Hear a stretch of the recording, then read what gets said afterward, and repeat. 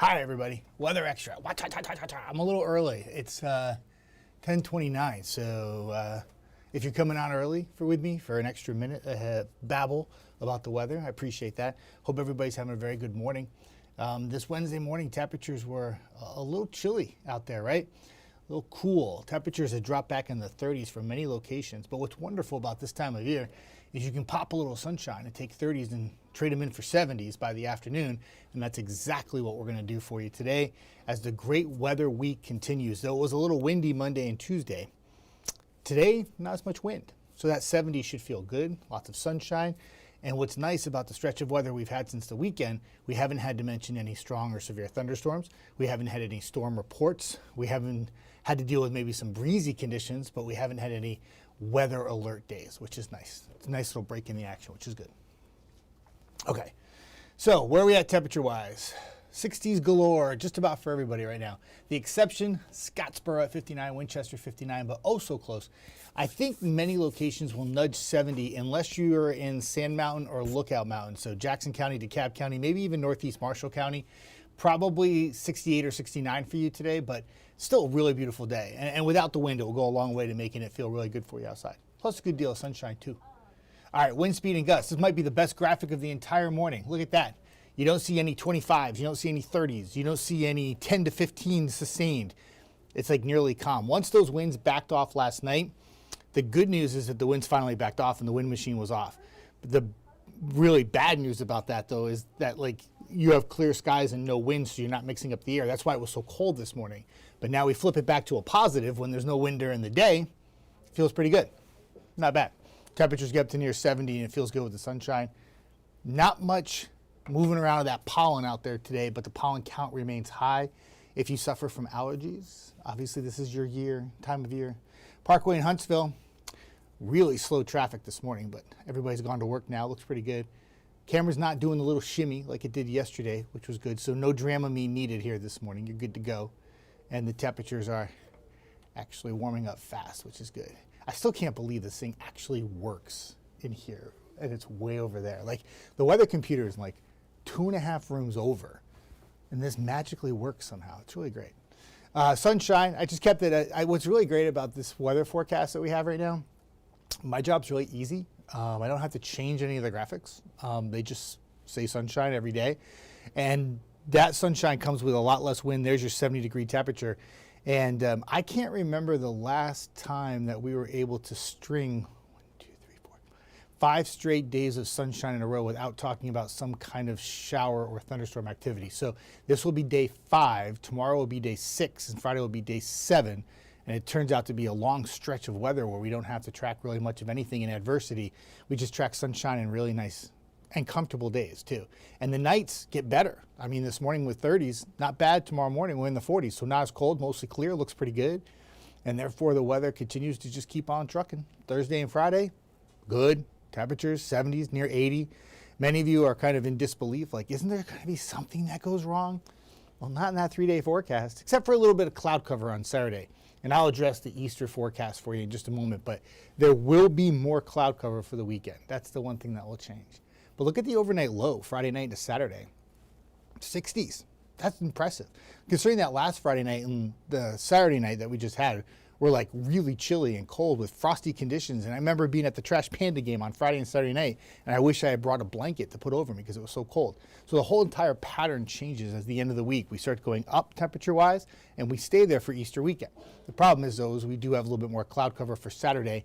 And when I fast forward to the 10-day forecast, your Easter Sunday, probably a lot of cloud cover throughout the day, and it's a tricky forecast. And the reason why I say that is it depends on which forecast model you want to go with. When you're 1, 2, 3, 4, 5, about 5 days or 4.5 days out from an actual event like on Sunday, you're going to have a large spread with the forecast models. So many of you know some of the forecast models that we use. One of them is a GFS, the other one's a Euro. It doesn't matter what the name of it is. Just we'll call it Scenario 1 and Scenario 2 to make it easy, right? Scenario 1 has the storms coming in way late Sunday night, and much of Easter is just cloudy and mild. But scenario 2 has some storms popping in the afternoon, and that would affect your Easter plans, say after 1 p.m. So we got to keep an eye on that. We'll fine tune the timing as we get closer to the day, because obviously Easter Sunday is a big day. We know the morning looks like it will be dry. It's just the afternoon. How fast do those storms get here? Overall, big picture is that it looks like the severe weather will stay to our west, but there'll still be some scattered showers and thunderstorms sometime arriving Sunday and then being with us for Sunday night. Now, once we get into that pattern, you see a whole bunch of showers and thunderstorm icons on there for Monday, Tuesday, Wednesday, Thursday, Friday. And you're like, it's going to rain every single day. First off, it's like a week underway. Like Monday's what, 5-6 days? And then the end of that forecast is 9 and 10. There's a lot that can happen. Okay, forecast models swing back and forth. It's our job to keep them intact so we can keep you updated, right? That's what it's all about. But on that 10-day forecast, another forecast model discrepancy. They're at odds. The GFS, for instance, we'll call it scenario 1 in this case, has no rain for next week, Monday through Friday. Nada. Zilch. The Euro, scenario 2 in this case, for Monday through Friday, has rain every single day, totaling by the end of the week close to 4 to 6 inches of rain. That's a huge spread. So obviously, we got to come together on that. So that's what makes the forecast a bit tricky this far out. I'm not so worried about Easter. I feel more confident that the Euro probably is going to bring the rain in at night, and I think that's the right move. But next week, that's a completely different forecast. Like one of them is a complete soaker every single day, not so much severe weather, but a chance of rain each day. And the other one's like, I don't see any rain. No, I'm good. I'm not going to bring anything. So we'll keep an eye on it for you, and that's what we do. We just keep you updated. You know, sometimes that 5 to 10 day outlook is tricky, but the whole purpose of the 10-day forecast isn't to give you an exact forecast on day 8, 9, and 10. It's just to give you a basic idea of what the pattern is, and we can say right now with certainty that there's the potential certainly there for some decent rainfall. And there's a chance that there might not be. Depends on exactly which forecast model holds true. I would venture to say that the more rain opportunity makes more sense, and that the Euro is on par, especially if Sunday plays out with a later rain shower activity at night. Tells me that the model's more in sync with what's happening, not just short term, but long term as well. So, hi, Christine Tinker. What are you doing on? My only comment. I was getting lonely in here. You ever see Pretty Woman? Good movie. Christine Tinker, good to see you from Bryant, always. And I hope you have a fantastic day. Rita was talking to me this morning in Mentone. She's going to be working on some of her potted plants. And her husband, we call him J-Man, he's mowing today. A lot of you letting me know. My good friend Dave Luddy telling me he's going to try to get some yard work done today. And I think now that we've hit that April 15th, tax day, the unofficial day you can start planting stuff, though many of you put stuff in earlier. And that's okay, I did too.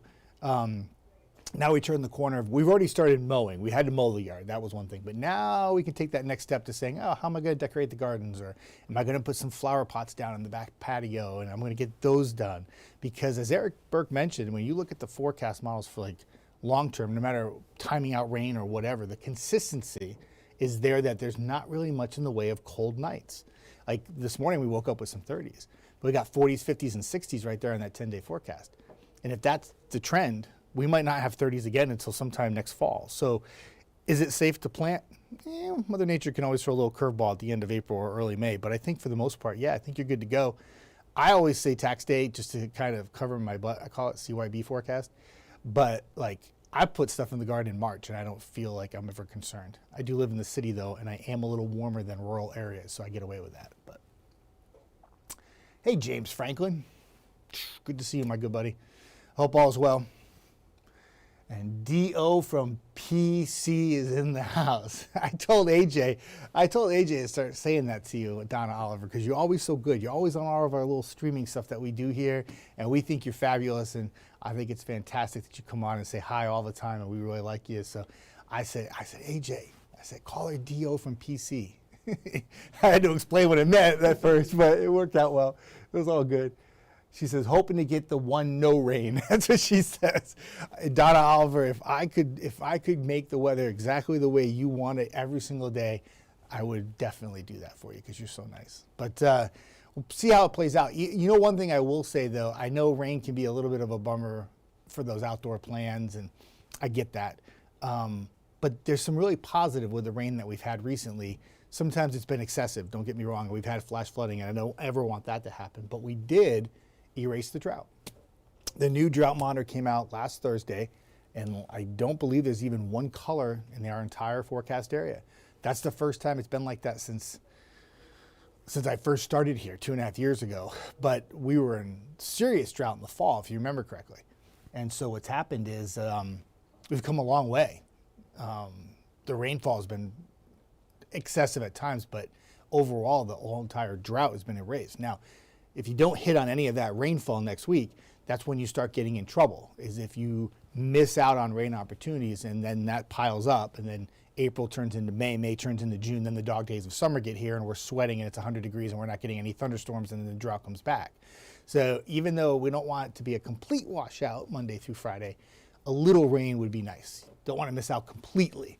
But if we could time it perfectly around the schedule of mine, that would be great, because I could be outside, go work in the gardens in the afternoon, throw some rain in at night, and we'd be good to go. But that doesn't quite work that way, right? All right. So thank you all for stopping by for Weather Extra, because it's about 10:40. I hope you get an opportunity to spend a little time outside today. It's really beautiful, but if you can't and you're working today, that's okay. You can do it again on Thursday and Friday. Even the evenings are great too. You want to talk about like perfect patio weather? Like, get home from work, fight the traffic. I know it's a pain. Get home, a little cookout on the back porch. Plan ahead. Do it for tomorrow night. Perfect evenings. It gets so comfortably cool when the sun goes down this time of year. You're not sweating out there. There's not that many bugs yet, which is kind of nice. And you can go out there and enjoy. Even if you have to work all day, you can still enjoy a little bit of time outside in the evening hours. And sometimes it can be pretty cool. It's a great way to relax. That's the way I do it. So, all right, I'm out. Chelsea's covering TVL today, and she's here for the new newscast as well. Brad's in tonight. He'll have the very latest in the forecast for the Easter weekend, try to get the timing of that rainfall and stuff like that for you. But other than that, have a fantastic afternoon, good Wednesday, and I'll see you again Saturday morning.